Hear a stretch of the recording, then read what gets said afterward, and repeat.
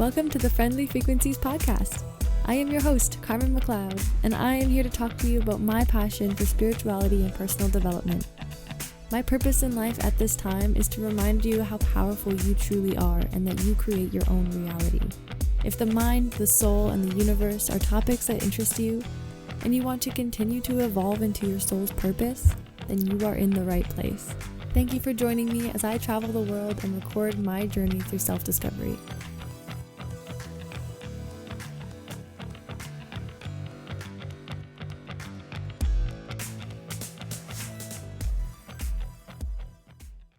Good morning, everyone. I hope you're all having a wonderful day. I am so far having a great morning. It's a beautiful sunny day out and it is my birthday. So happy birthday to me. I did a little annual fundraiser thing on my Facebook page, my regular Facebook page, not my Friendly Frequencies one, so the one that's just Carmen McLeod. It is for human trafficking, an organization called the Canadian Centre to End Human Trafficking. So I just put it up there. I love that Facebook does this little thing on your birthday where they ask if you want to just create a fundraiser. Like, it's such a good idea. I did it last year. I'm doing it again this year.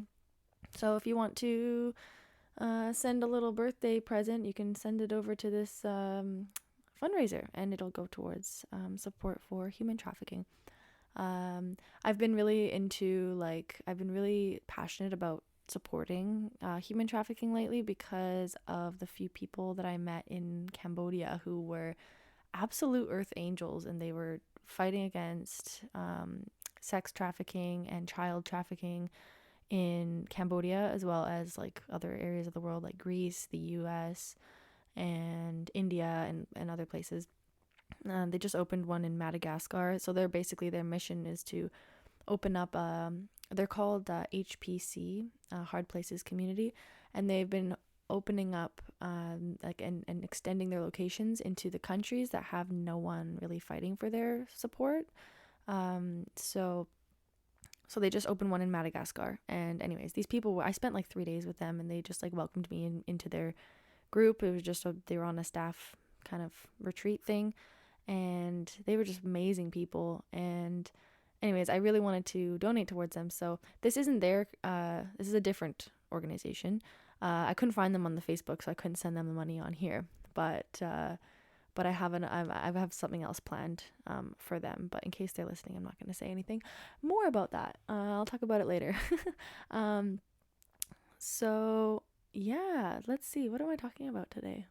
I was hoping to do something like kind of special for my birthday, and I mean, every topic is special, so I really like this topic.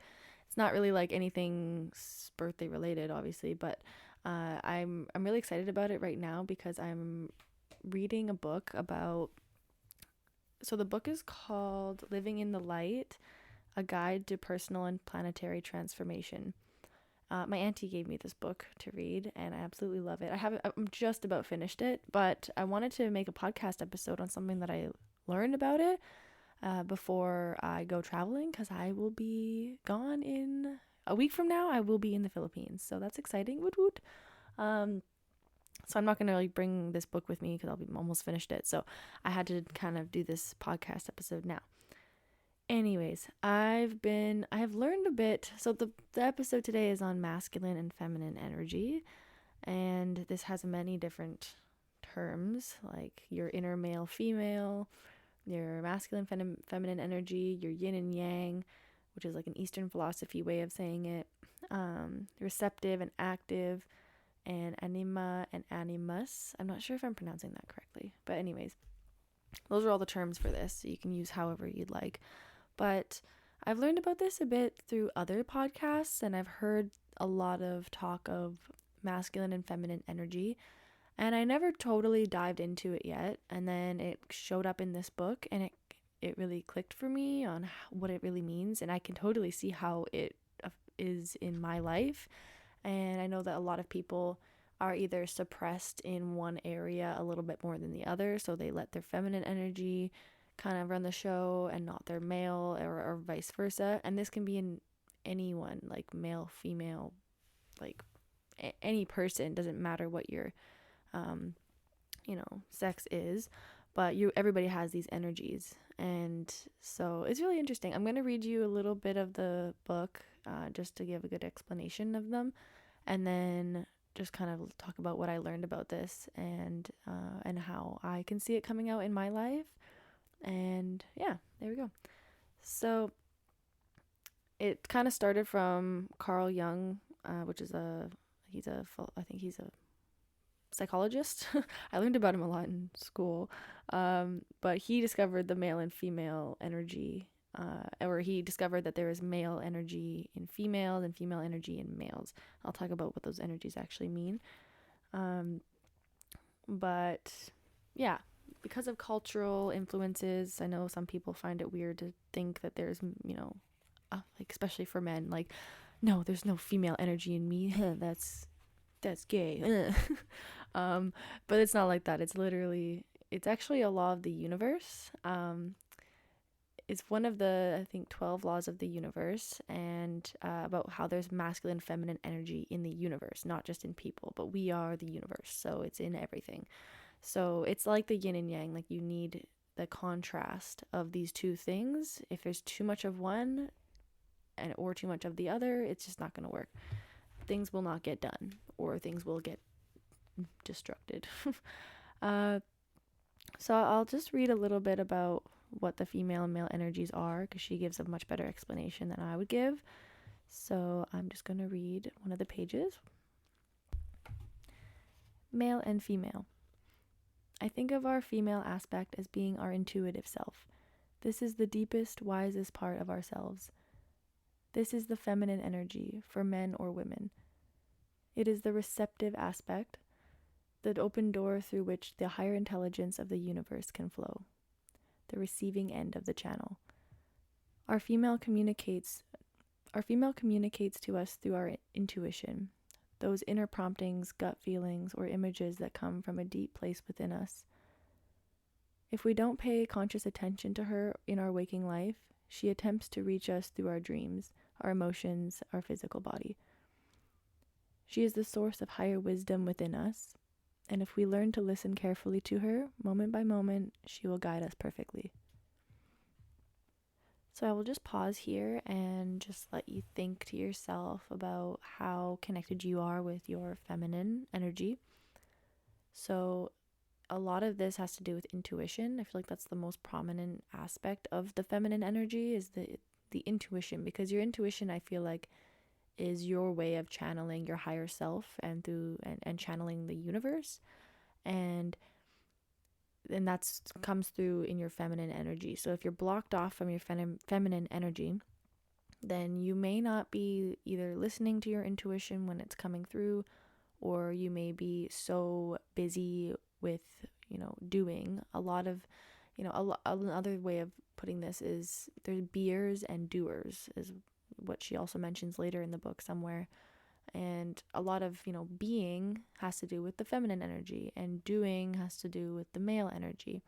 So if you're so caught up in doing and always doing and filling your to-do list and being busy all the time, then you may be disconnected from your female energy.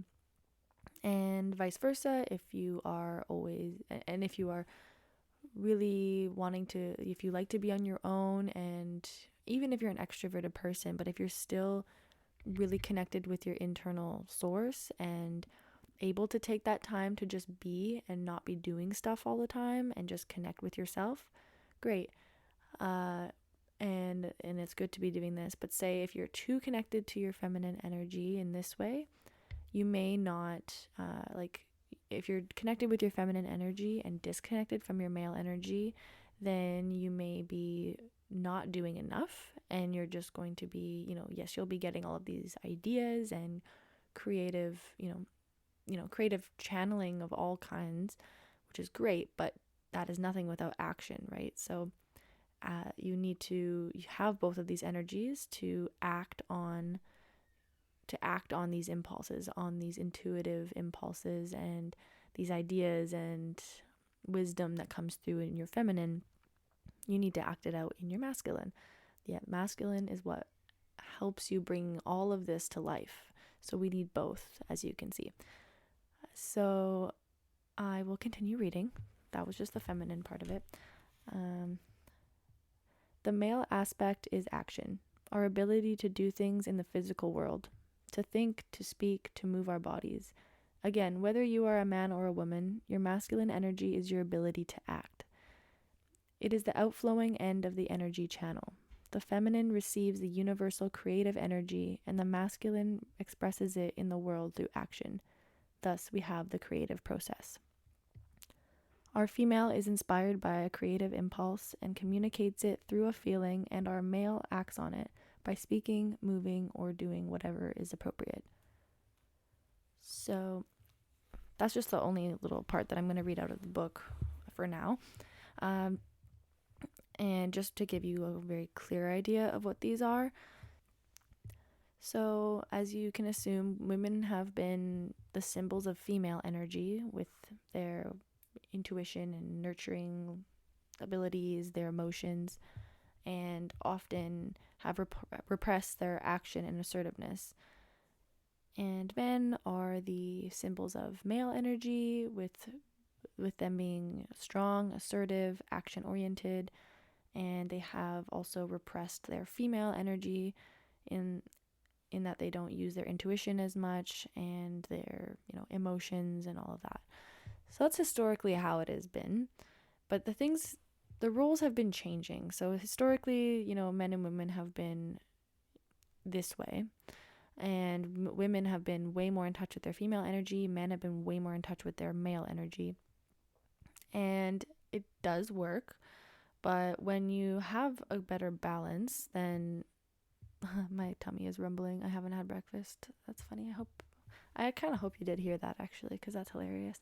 But yeah, so for the female energy and male energy, through the times changing and so on, the female, a lot of women are actually overdeveloping their male energy, and men are starting to develop their female energy. And, as women have come into the workforce and the roles have changed in a lot of society around men and women, this has created a shift. And some is for the best. It's amazing for the fact that women have been able to connect with their male energy. The only thing is that being unaware of this balance that you need of the two, or even being aware that there are male and female energies, then sometimes women nowadays are getting too much in their male energy, and they're now disconnected from their female energy because they're very in the workforce and trying to, prove themselves as equal in the world. And, through this, they must compete with men, and that's a whole nother kind of subject, to be honest. But regardless of what you're doing, you can be disconnected, regardless of what you're doing, regardless of your sex or anything, no matter what. And no matter what time in the world you have even lived, like whatever time frame this is, you can be disconnected from either your male or your female, or have a lot more of one than the other. So the importance is just to learn about what these are, see how they come up in your life, and see where one is more prominent than the other, and where you think you need to bring in one of the other energies to balance out and to just create more unity or more flow in your life. So this can also come through in relationships, as Shakti Gawain was saying. She's the one who wrote the book. I don't know if I ever actually mentioned who the author is, but that's her. She mentions how this can come through in relationships, and how when women are disconnected from their male, they tend to look for men, or not even look consciously for men, but they attract men in their life who are either disconnected from their female, or who are more aggressive and assertive and more in their ego, because they need to make up for her lack of masculine energy. And vice versa. If a man is disconnected from his female, then he's going to attract a woman who